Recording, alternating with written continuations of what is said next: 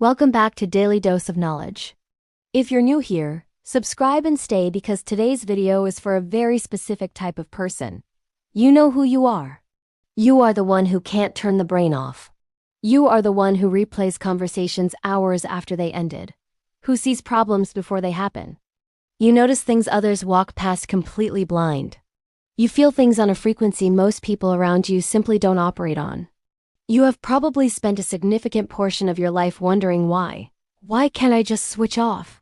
Why can't I just be normal? Today we're not just talking about overthinking. We're going into the full psychology of what it means to know too much and feel too deeply. And we're going into what that awareness actually costs you because nobody talks about that part. Let's start with the brain itself. Why do some people think more deeply than others? Research in neuroscience points to a concept called sensory processing sensitivity. Psychologist Elaine Aron identified this trait in the 1990s. It affects roughly 15 to 20% of the population. And it changes everything about how a person experiences the world. People high in sensory processing sensitivity process information more deeply than others. Their brains spend more time analyzing, connecting, and reflecting on everything they encounter. It is not a disorder, it is a deeply misunderstood trait. These brains notice subtleties others miss entirely. They pick up on emotional undercurrents in a room. They process the implications of a situation while everyone else is still processing the surface. And this happens automatically. They are not trying to overthink. Their brain is simply doing what it was built to do at full volume, all the time. Now let's talk about what this actually feels like from the inside. Because if you are this person, you already know. The first experience is what psychologists call hypervigilance of thought. Your mind is constantly scanning. For danger, for meaning, for patterns. For what is really going on beneath what people say. You walk into a room and immediately read the energy. You have a conversation and simultaneously analyze the subtext. You make a decision and instantly run through every possible consequence. This is exhausting in a way almost impossible to explain. From the outside, you look completely fine. But inside, your brain has not stopped working since you woke up. The second experience is existential awareness. You think about things most people simply never think about: the nature of time, the randomness of existence, the gap between how things are and how they should be. Most people move through life without these questions ever breaking the surface. For you, they are constant background noise. Sometimes they are fascinating. Sometimes they are completely crushing. And there is no switch to turn them off. The third experience is the loneliness of a different frequency. You try to have conversations that go deeper than surface level. And most of the time they simply don't get there. Not because the people around you are bad, but because their brain is simply not wired to go where yours naturally lives. And that gap creates a loneliness that is very specific and very real. A loneliness you cannot fully explain to the people causing it.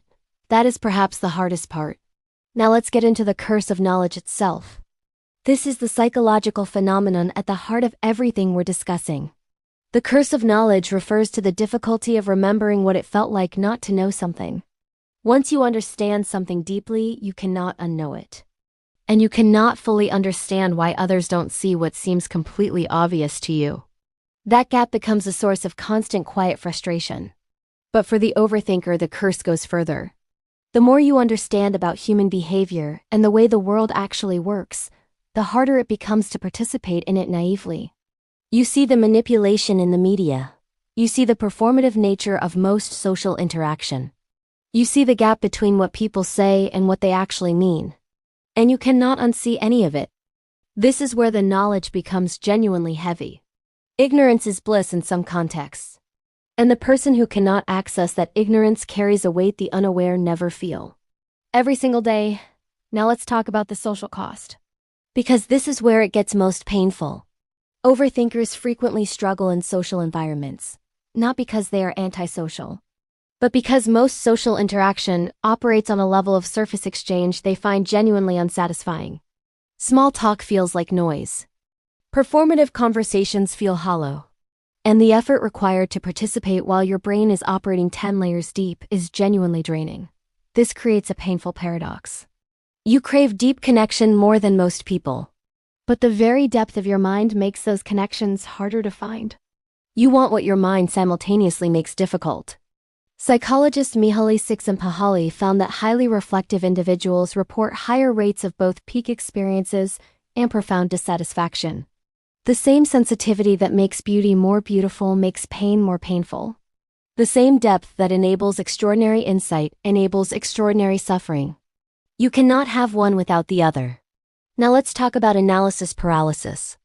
Because this is one of the most damaging side effects of a deeply thinking mind. When your brain can see every possible outcome of a decision, every risk, every downside, every way something could go wrong, making a decision becomes extraordinarily difficult. Not because you are indecisive, because you are too informed. You can see what others cannot see, and it freezes you completely. Research shows that people with higher cognitive complexity take longer to make decisions and report significantly higher decision-related anxiety. The simple confidence of someone who sees only one path forward is simply not available to you. Your mind sees all paths simultaneously. While that awareness makes you less likely to make catastrophic mistakes, it also makes you less likely to take the bold risks that create extraordinary outcomes. This is the knife edge the deep thinker lives on constantly. Awareness is both protection and prison. Now let's talk about relationships. Because the curse of knowledge changes how you love, how you trust, and how you connect. You read people deeply. You notice inconsistencies. You feel shifts in energy before anyone else does. This makes you both an extraordinary partner and an exhausting one. Extraordinary because your empathy runs genuinely deep. You understand people in ways they don't always understand themselves. You love with a level of awareness most people never experience. Exhausting because you cannot turn it off. You analyze. You overthink the relationship itself. You feel the weight of things the other person hasn't even noticed yet. And that is isolating in a very particular way. And sometimes, most painfully, you see the end of something before it ends. You feel the distance growing before anyone has named it. You grieve things that haven't happened yet. Because your mind is always living slightly ahead of the present moment.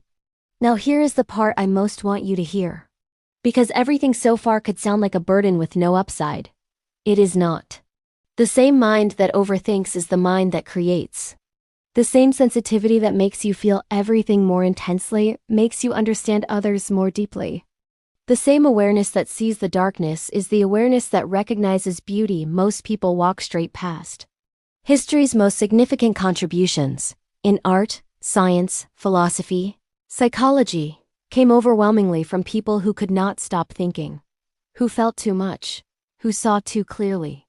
Your mind is not a malfunction, it is a specification. Built for depth in a world that constantly rewards surface. The goal is not to think less. The goal is to direct that thinking deliberately. To channel the awareness into creation rather than rumination.